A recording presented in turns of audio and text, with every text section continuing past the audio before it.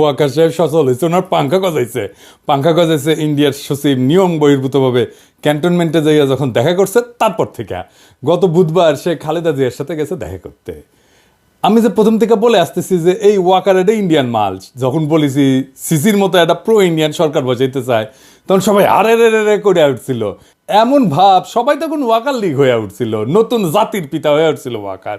এখন বুঝেছেন তো উঠতে কি কই বান্ধা আছে, যারা তখন শিক্ষর মারিছিলেন আপনারা জবাব দিবেন ইন্ডিয়ান ফরেন সেক্রেটারির সাথে কিসের ইটিস পিটিস, তার জবাব আছে নাই। ইন্ডিয়ান ফরেন সেক্রেটারি যে পানি পড়া দিছে তার ভিত্তিতে এখন বাংলাদেশের রাজনীতির ইস্যুগুলো শেপ নিবে, আমি কয়ে রাখলাম লিখে রাখেন। এরই একটা অ্যাসাইনমেন্ট হইতে পারে খালেদা জিয়ার সাথে দেখা করা, ওনারা কিছু বোঝানোর চেষ্টা করা। কি কি পানি পড়া দিছে ইন্ডিয়ান ফরেন সেক্রেটারি ওয়াকাররে, আসেন সেটা একটু বুঝে দেখি।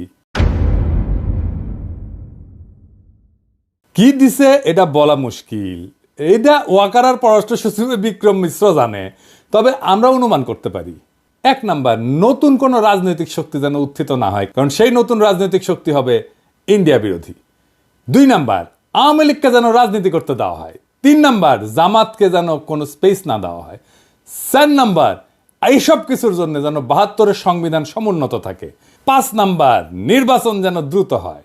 নির্বাচন দ্রুত না হইলে বিএনপির খবর আছে ধানের শিশার কেউ চিনবে না, চিনবে নাকি টেম্পু স্ট্যান্ড। যাই হোক, এমনিতে বিএনপি আমার উপরে বিলা, আরো বিলা হোক সেটা চাই না। তাইলে যা যা ঘটতেছে রাজনৈতিক মহলে সেই সব এই লাইন বরাবর না। এবার বুঝেছেন তো কাটটিকি কই বান্দা, ইন্ডিয়া মারিচ্ছে উটি থেকে আর লাশ পড়িচ্ছে ইটি। ওয়াগার সাহেব ক্যাঙ্কা জাতির ত্রাণ করতে, এবার বুঝেছেন তো, বুঝছাও। এবার আসেন সংবিধান নিয়ে আলাপ করি। 72-এর সংবিধানের মধ্যে কি পাইছে বিএনপি, এটা রাখাই লাগবি। একটা রিল দেখেছিলাম ফেসবুকে, দেখি গুটাইতে গুটাইতে যে মায়ের কাছে এক পোলা এক মাইয়া নিয়ে আসছে, তো কইছে যে এটা আমার বউ, তো মা কইছে কি আছে এর মধ্যে, তো পোলা কয় ওর মধ্যে তো নাতি আছে। দেখেন। ওমা, মা, হ্যাঁ বলছি আমি বিয়ে করেছি, এইটা তোমার বৌমা। এই মেয়ে হবে আমার বাড়ির বউ? কি আছে এই মেয়ের মধ্যে? ওর মধ্যে তোমার নাতি আছে। ইনকা ওই 72-এর সংবিধানের মধ্যে কি আছে দেখি, কোন ভালোবাসায় বিএনপি কি ঢুকাইছে এর মধ্যে, হাঙ্গারে দেখা দরকার, তাই না? আসেন দেখি। বিএনপি 72-এর সংবিধান থাকুক এটা তো চায়, তাই না? তো মির্জা আব্বাস কইছে যে ওনার নাকি কষ্ট লাগে এই সংবিধানকে যখন বাদ দেওয়া লাগে। শহীদের রক্তের দিয়ে লেখা যে সংবিধান, সেই সংবিধানকে যখন কবর দেওয়ার কথা বলা হয় তখন কিন্তু আমাদের কষ্ট লাগে। তো মানে দেখি আব্বাস ভাই, উনি আবার কইছে কি, আমি পড়ে দেখলাম অনেক মন দিয়া, ভুল কইছে নাকি, কইছে যে আমি 72 সালের সংবিধানের সমর্থক নই, আমি 71 সালের সংবিধানের মুক্তিযুদ্ধের রক্তের সমর্থক। মানে কি, বাংলাটাও তো ঠিক মতো কোনো ব্যাপারের নাই। মানে দেখি আব্বাস ভাই, 71 সালের সংবিধান কোনটা আওলায় গেলে হবে, এখন ক্ষমতা নাই যেতে যেতে। আর কইছে যে মুক্তিযুদ্ধ হয়েছিল বলে এই সংবিধান, ওই সংবিধানে যদি খারাপ কিছু থাকে নিশ্চয়ই সেটা বাতিলযোগ্য। ওই সংবিধানে যদি খারাপ কিছু থাকে নিশ্চয়ই সেটা বাতিলযোগ্য। তো আব্বাস ভাই, কি খারাপ জিনিস আছে সংবিধানে? আপনি তো কইছেন যদি থাকে, তাহলে কি খারাপ জিনিস আছে সেটা বলেন, কি বাতিল করবেন সেটা বলেন। আমরা তো মনে করি 1 মণ সংবিধান, দুধের মধ্যে 1 ফোঁটা সোনা পড়েছে, পুরাটাই নষ্ট। তা আপনি বাদ দিবেন কি? পুরাটাই তো নষ্ট। একটা রাজনৈতিক দল হিসেবে আপনাদের তো বলতে হবে সংবিধানে খারাপ কি আছে। বলছেন কখনো? বলেন নাই। ওইটুকু কাজ তো করবেন না। ওই কাজ করার না আছে হ্যাডম, না আছে ইচ্ছা। সংবিধান সম্পর্কে আপনাদের ক্রিটিক্যাল পজিশন কি? নাই তো। তাই আপনারা এটা বদলাবেন না। অবশ্য ক্ষমতা গেলে বদলানোর মতো সংখ্যাগরিষ্ঠতা তো আপনাদের থাকবে না, লিখে রাখেন, কয়ে দিলাম আজকে। না না, আমাদের বদ্ধ না আর কি, আপনারা প্রত্যেকদিন নিশ্চিত করিচ্ছেন যে আপনাদের ভোট কমে।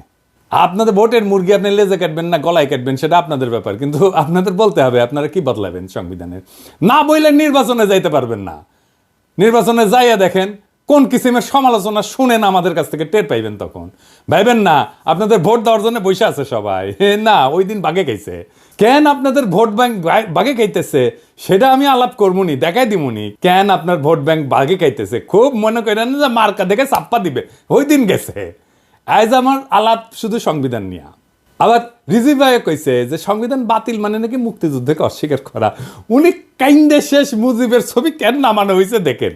শেখ মুজিবের ছবি নামানোটা উচিত হয়নি। খন্দকার মোস্তাক নামিয়েছিলেন, জিয়াউর রহমান তুলেছিলেন। ইতিহাস আপনার নির্ধারণ করবে, বিচার করবে। তো সেই বিচারের ভার থাকলো, জনগণ বিচার করবে। কিন্তু আমাদের জাতীয় জীবনের, জাতীয় ইতিহাসের আন্দোলনে যার যতটুকু অবদান সেটা স্বীকার করা হোক। আমরা আওয়ামী লীগের মতো সংকীর্ণ নই, আমরা ছোট মনের প্রচার দেব না। এই জন্যই বলছি শেখ মুজিবের ছবি নামানোটা উচিত হয়নি। তো বাঘের পিছে যেমন ফেউ থাকে না, তেমনি বাংলাদেশের সরকারি দলের পিছে একটা গৃহপালিত বিরোধী দল থাকে। এটা এরশাদ শুরু করেছিল। এরশাদের ছিল আসাম রব, হাসিনার ছিল জাতীয় পার্টি, আর ক্ষমতায় যাইতে না যাইতে গৃহপালিত বিরোধী দল ইলেক্ট করে ফেলছে ওই বিএনপি, নূর সাকি এদেরকে দিয়া। এদের নমিনেশন আগেই কনফার্ম করেছে। দেখেন, নিজের দলের নমিনেশনের খবর নাই, ওই জোট সঙ্গীর নমিনেশন কনফার্ম করেছে 6 নেতার। হ্যাঁ, তো এই গৃহপালিত বিরোধী দলের এক নেতা নূর অলরেডি আওয়াজ দিতেছে তারা 72-এর সংবিধান বাতিল চায় না। বাকিরাও কবে, একটু ওয়েট করেন, এই 6 ক্যান্ডিডেটের জামানত বাজেয়াপ্ত হওয়ার চান্স আছে কলে। আমি কয়ে দিলাম, এখনই কয়ে দিলাম, বুঝছাও। আর যদি বঞ্চিত ক্যান্ডিডেট, বিএনপির যদি বঞ্চিত ক্যান্ডিডেট থাকবি না, ওটি ও যদি নাগরিক কমিটি বা জামাত ক্যান্ডিডেট করে, তাহলে এই 6 জনের এমপি হওয়ার কায়েসের কলে চারা। যাই হোক, আজকে আমার আলাপ বাংলাদেশের দশবঙ্গ সংবিধান নিয়ে। ওই আলাপ পরে আসলে বিএনপি সংবিধান ঠিক মতো পড়িছে আমার সন্দেহ আছে। আসেন না দেখি কি সংবিধানের মধ্যে কি আছে, কি ঢুকে রাখিছে। 1956 সালে পাকিস্তানের সংবিধানের একটা আলোচনা হইতেছিল। সেইখানে যেই সমস্ত ধারার সমালোচনা করেছিল আওয়ামী লীগ, সেগুলো 72-এর সংবিধানে ঢুকে দিছে। কেন আওয়ামী লীগ তখন সমালোচনা করেছিল? কেন? কারণ ওই শাসনতন্ত্রটা তৈরি করা হয়েছিল আইয়ুব খানকে সামনে রেখা। আইয়ুব খান যেন একটা এক নায়ক হইয়া উঠতে পারে, সেটা সব কিছু ওই শাসনতন্ত্রে ছিল পাকিস্তানের। তো পরে যখন বাংলাদেশ এলো, তখন যে থাকবে ক্ষমতায়, সে যেন এক নায়ক হইয়া উঠতে পারে, সেই জন্য যা যা কিছু ছিল আইয়ুব খান ঢুকাইছিল, সব কিছু ঢুকাইছে। পাকিস্তানের ওই শাসনতন্ত্রে যে যে ক্ষমতা দেওয়া হয়েছিল না আইয়ুব খানকে, বাংলাদেশের এই 72-এর সংবিধানে প্রধানমন্ত্রীকে সে একই রকম ক্ষমতা দেওয়া হয়েছে। আপনি তো জানেন যে এমপি ইলেকশন হয়ে আসে 300টা সিট থেকে, কিন্তু এই এমপি কি কেন স্বাধীনভাবে কোনো আলাপ করতে পারে, সিদ্ধান্ত নিতে পারে, মতামত দিতে পারে না? দলের ডিসিশনের বাইরে গেলে সদস্যপদ বাতিল হয়ে যায়। মানে হাসিনা যেটা চাইবে, বা সংসদের নেতা যেটা চাইবে, বা ভবিষ্যৎ দলের নেতা যেটা চাইবে, সেখানে এমপিদের ভোট দিতে হবে। তাহলে আলাদা আলাদা এমপি থেকে লাভ কি, তাই না? দলের সিদ্ধান্তের বাইরে যদি ভোটই দিতে না পারে, তাহলে আলাদা আলাদা ভোট করার তো দরকার নাই। 300 জন আলাদা লোকের তো দরকার নেই, একজন থাকলেই হয়তো, তাই না? এই সংবিধানে মিশামিশি মেলা কথা লেখা আছে, কথা দিয়ে ভরে রেখেছে আর কি। লিখেছে প্রজাতন্ত্রের সকল ক্ষমতার মালিক নাকি জনগণ। বাপরে, তার মানে আমি আপনি জনগণ, তা আমি আপনি মালিক তো, তাই না? হ্যাঁ, তো লিখেছে কি? লিখেছে প্রজাতন্ত্রের সকল ক্ষমতার মালিক জনগণ। এটা দিয়া কিন্তু শেষ না, এরপরে বাক্যটা একটা সেমিকলন চিহ্ন দিয়া আবার ঘোষণা করছে যে এই ক্ষমতা কেবল সংবিধানের অধীনে ও কর্তৃত্বে কার্যকর হইবে। তাহলে প্রশ্ন যেটা স্বাভাবিকভাবে আসে সেটা হইতেছে যে সংবিধান জনগণের যে ক্ষমতা, এটা কাদের, কিভাবে প্রয়োগের দায়িত্বটা দিছে কাকে? এই ক্ষমতা কেবল সংবিধানের অধীনে ও কর্তৃত্বে কার্যকর হবে। তার মানে কি? তার মানে এই ক্ষমতাটা প্রয়োগের দায়িত্ব কারে দিছে, বুঝছেন? এই ক্ষমতা প্রয়োগের মালিক হইতেছে প্রধানমন্ত্রী। আপনি মালিক, কিন্তু প্রয়োগ করবে প্রধানমন্ত্রী। মানে বুঝেছেন তো, মালিক আপনি, কিন্তু মালিকের ক্ষমতা প্রধানমন্ত্রী। তো এই কাগজের মালিক হওয়া কাম কি, লাভ কি? বাড়ির মালিক আপনি, কিন্তু এই বাড়ির থেকে পাশের বাড়ির মুখলেস, তো এই বাড়ি থেকে আপনার লাভ কি? ভোট দেওয়ার অধিকার ছাড়া ক্ষমতা প্রয়োগের কোনো বিধান এই সংবিধানে কোথাও আপনি খুঁজে পাবেন না। তাও এই সামান্য অধিকারটাও কেড়ে নেওয়া হয়। তার ফলে সংবিধানে যাই লেখা থাকুক, মালিক বলুক যাই করুক, জনগণ আখেরে দাস হইয়া যায় রাজনৈতিক দলে। এবার আসেন রাষ্ট্রপতির ভূমিকা নিয়ে কথা বলি। সংবিধানে যে রাষ্ট্রপতি বিষয়ক অনুচ্ছেদ আছে না, ওইখানে বলা আছে যে কেবল প্রধানমন্ত্রী নিয়োগের ক্ষেত্র ব্যতীত রাষ্ট্রপতি অন্য সকল দায়িত্ব পালনে প্রধানমন্ত্রীর পরামর্শ অনুযায়ী কার্য করিবেন। তবে শর্ত থাকে যে প্রধানমন্ত্রী রাষ্ট্রপতিকে আদৌ কোনো পরামর্শ দান করিয়াছেন কিনা, এবং করিয়া থাকলে কি পরামর্শ দান করিয়াছেন, কোনো আদালত সেই সম্পর্কে কোনো প্রশ্নের তদন্ত করিতে পারিবে না। অর্থাৎ সংবিধান রাষ্ট্রপতিকে যে সব ক্ষমতা দিছে বলে মনে করা হইতেছে, তার কোনোটাই আসলে তার নাই, বুয়া। সবই প্রধানমন্ত্রী পরামর্শ অনুযায়ী প্রয়োগ করতে বাধ্য। তা প্রধানমন্ত্রী পরামর্শ ছাড়া যদি প্রয়োগ করতে না পারে, তাহলে রাষ্ট্রপতি থেকে লাভ কি কর বলেন তো? বিচারপতি, নির্বাচন কমিশনের নিয়োগ, সকল সাংবিধানিক পদে নিয়োগ দান, দণ্ডপ্রাপ্ত আসামির দণ্ড মওকুফ, কোনো কিছুই প্রধানমন্ত্রী পরামর্শ ব্যতীত করার ক্ষমতা সংবিধান রাষ্ট্রপতিকে দেয়নি। আবার সংবিধান পড়লে মনে হতে পারে যে রাষ্ট্রপতি প্রতিরক্ষা বাহিনীর সর্বাধিনায়ক, সে বিচারপতি নিয়োগ করে, অ্যাটর্নি জেনারেল নিয়োগ করে, নির্বাচন কমিশন, মহাহিসাব নিরীক্ষক নিয়োগ করে। কিন্তু আগের অনুচ্ছেদটা যদি দেখেন না, তাইলে এই সমস্ত ক্ষমতা আসলে দেখা যাচ্ছে যে দৃশ্যত রাষ্ট্রপতির, কিন্তু প্রকৃতপক্ষে এটা প্রধানমন্ত্রীর আন্ডারে। রাষ্ট্রপতি প্রধানমন্ত্রীর আন্ডারে চাকরি করা এক ভালচুন, যার নিজের কোনো ক্ষমতা নাই, চাঁদের মতো আর কি, নিজের কোনো আলো নাই। প্রধানমন্ত্রী সূর্যের আলোতে সে আলোকিত। তো সংবিধান অনুসারে বলছে যে রাষ্ট্রপতির আছে প্রধানমন্ত্রী নিয়োগের ক্ষমতা, কিন্তু এবার বলাও আছে যে সংসদের সংখ্যাগরিষ্ঠ সদস্যের আস্থাভাজন বলে রাষ্ট্রপতির নিয়োগ প্রতীয়মান হইতে হবে। তার মানে রাষ্ট্রপতি তাকেই প্রধানমন্ত্রী নিয়োগ করবে যে সংসদের সংখ্যাগরিষ্ঠ। তার মানে তার রাষ্ট্রপতির তো আসলে কোনো ক্ষমতা নাই। প্রকৃত অর্থে প্রধানমন্ত্রী নিয়োগের ক্ষমতাও তার না। এটা হলো সংখ্যাগরিষ্ঠ সংসদ সদস্যের ক্ষমতা। তারপরে প্রধানমন্ত্রী তো প্রজাতন্ত্রের নির্বাহী ক্ষমতার অধিকারী করছেই, মন্ত্রী নিয়োগ করা, বরখাস্তের এখতিয়ার সংবিধানে প্রধানমন্ত্রীকে দিছে। বাংলাদেশের সংবিধানে প্রধানমন্ত্রীকে যে ক্ষমতা দেওয়া হয়েছে, প্রাচীনকালে সম্রাটদেরও এই ক্ষমতা ছিল না। আচ্ছা, এবার আসেন, পৃথিবীর সব দেশে ইমপিচ করা যায় রাষ্ট্রপ্রধানকে, তাই না? সংবিধান অনুসারে প্রধানমন্ত্রীকে কি ইমপিচ করা যায়? প্রধানমন্ত্রীর বিরুদ্ধে যদি কোনো অভিযোগ ওঠে, তাহলে তদন্ত করবে কে? এটাও কি রাষ্ট্রপতিকে প্রধানমন্ত্রীর সাথে পরামর্শ করে করতে হবে? প্রধান বিচারপতির বিরুদ্ধে যদি কোনো অভিযোগ ওঠে, তাহলে সেটা তদন্ত করার অধিকারী বা কে? কেমন করে করবে? প্রধানমন্ত্রী রাষ্ট্রীয় পররাষ্ট্র বিষয়ে রাষ্ট্রপতিকে অবহিত করবেন, ঠিক আছে, কিন্তু অবহিত হয়ে থাকে কি যথেষ্ট? যদি প্রধানমন্ত্রী কোনো রাষ্ট্রীয় কর্মকাণ্ড বা পররাষ্ট্র সম্পর্ক নির্ণয়, রাষ্ট্রীয় নিরাপত্তা, দেশের স্বাধীনতা, সার্বভৌমত্ব কিংবা বাংলাদেশের সংবিধানের সঙ্গে অসঙ্গতিপূর্ণ হয়, তাহলে তার বিচারটা করবে কে? এই বিচারের সুযোগ আমাদের সংবিধানে নাই। এইভাবেই সংবিধান প্রধানমন্ত্রীর স্বেচ্ছাচারিতার সুযোগ করে দেওয়া হয়েছে। এই সংবিধানের মধ্যে লুকায় আছে ফ্যাসিবাদের বীজ, এই সংবিধানের মধ্যে লুকায় আছে স্বৈরাচারের বীজ। ওই যে বলছি না, এর মধ্যে কি আছে? এইটাই আছে, ওইটাই বিএনপির পছন্দ। ও বিএনপি ওই আর একটা স্বৈরাচার হয়ে উঠতে চায়। এই যে আভ্যন্তরীণ রাজনীতি, অর্থনীতি, আইন শৃঙ্খলা পরিস্থিতিতে বিশৃঙ্খলা, অরাজকতা, এমনকি দেশদ্রোহিতা করছে যে হাসিনা, এর জন্য হাসিনাকে দায়ী, দোষী সাব্যস্ত করা, বিচার করার সাংবিধানিক সুযোগ সংবিধানে নাই। বুঝছাও? বিশ্বের সবচেয়ে ক্ষমতাধর ব্যক্তিকে, মার্কিন প্রেসিডেন্ট তো, তাই না? তারই ইমপিচ করা যায়। আর আমাদের সংবিধান এমন যে প্রধানমন্ত্রীকে ইমপিচ করা তো দূরে থাক, সাংবিধানিকভাবে তার কাছে জবাবদিহিতা চাওয়ার এবং আদায় করার কোনো সুযোগ নাই, ব্যবস্থাও নাই। এই জন্যই এই সংবিধান, ৭২-এর সংবিধান এত পছন্দ বিএনপির। বুঝছাও? এইবার আসেন দেখি যে রাষ্ট্র তার ঘোষিত নীতির উল্টা নীতিও এই সংবিধানের বলে বাস্তবায়ন করতে পারে। কেমনে? আসেন দেখি। সংবিধানে রাষ্ট্র পরিচালনার মূলনীতি লেখা আছে। তো একটা মূলনীতির তো একটা অংশ রাজনৈতিক, আমরা জানি, এবং একটা অংশ অর্থনৈতিক। রাষ্ট্র যে রাজনৈতিক এবং অর্থনৈতিক লক্ষ্য নির্ধারণ করছে, তার বাস্তবায়ন আদালতের এখতিয়ারের বাইরে রাখা হয়েছে।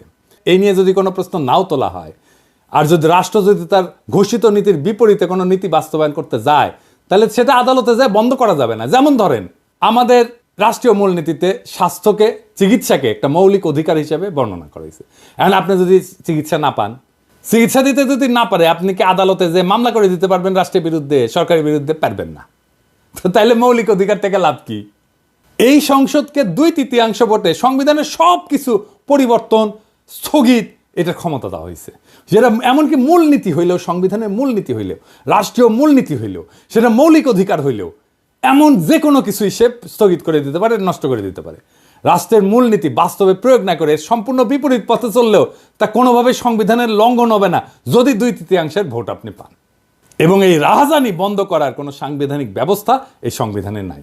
2/3 ভোট নিয়ে বাংলাদেশের নাম যদি গান্ডুল্যান্ড করে দেওয়া হয়, তাও সই, সেটাও সংবিধান সম্মত। আর এই সংবিধানে হাত দিতে হলে বিএনপি ব্যথা পায়। তো সংবিধান যদি জনগণের অভিপ্রায় প্রকাশ হয়, তার স্বাধীনতা রক্ষার সনদ হয়, তাহলে জনগণের ঊর্ধ্বে তো কারো অবস্থান হইতে পারে না। কিন্তু এমপিরা জনগণের ঊর্ধ্বে হয়ে যায় যদি তার 2/3 সংখ্যাগরিষ্ঠতা থাকে। সুতরাং জনগণ তার জাতীয় বা রাষ্ট্রীয় অভিপ্রায় হিসেবে যা ঠিক করবে, সেটা সংশোধনের এখতিয়ার কোনোভাবেই এই এমপিদের কাছে থাকতে পারে না। কিন্তু এই সংবিধানে আছে।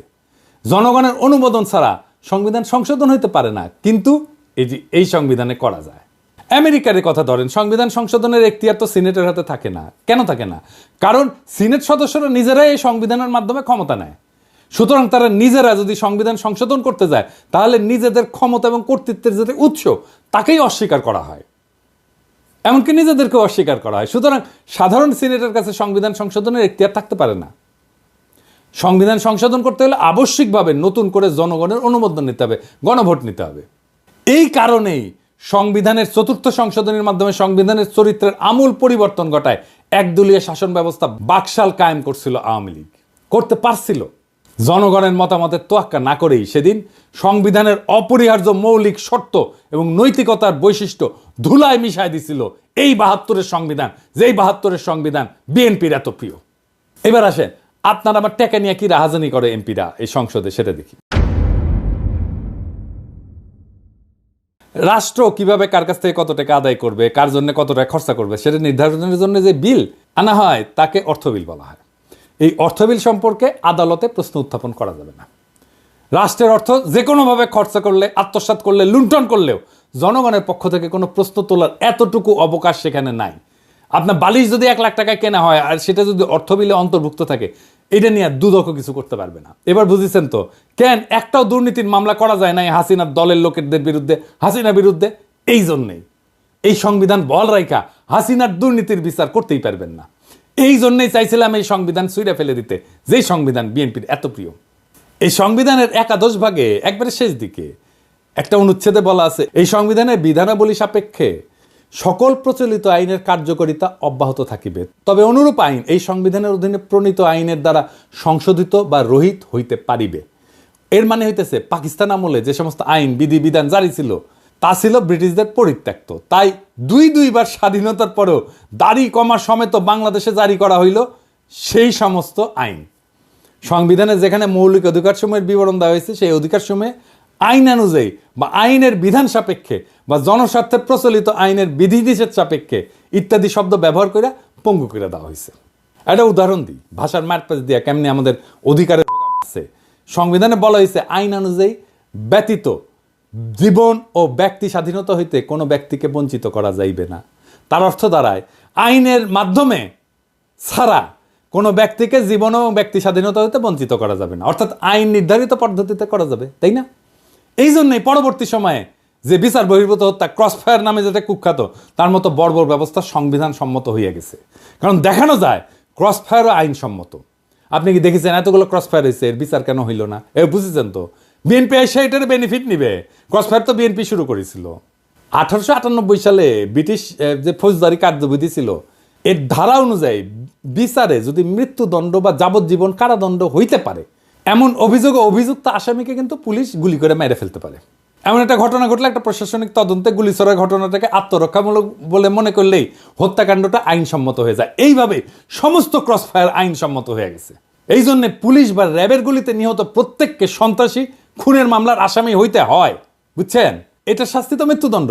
সেই জন্য এরা যদি মাইরা ফেলে তাইলে এইটা আইনসম্মত।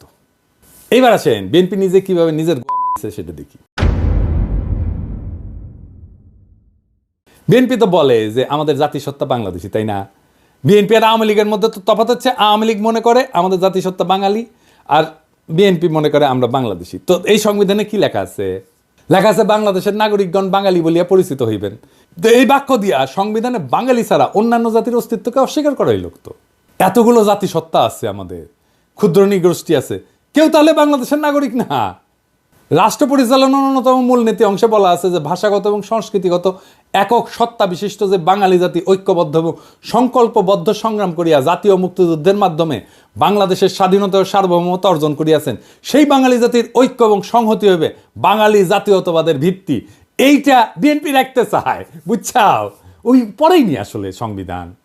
এর মধ্যে বাংলাদেশের সংখ্যালঘু জাতি সরকার প্রশ্নটাই অনুপস্থিত। শুধু অনুপস্থিত না, বরং বাঙালি অহমিকা এবং উগ্রতাকে সাংবিধানিকভাবে প্রতিষ্ঠিত করা হয়েছে এবং তাদের অস্তিত্বকে অস্বীকার করা হয়েছে এবং নাগরিক অধিকারটুকু হরণ করে নেওয়ার ব্যবস্থা করা হয়েছে, যারা ভাষায় বাঙালি না, এমনকি সংস্কৃতিগতভাবে বাঙালি না।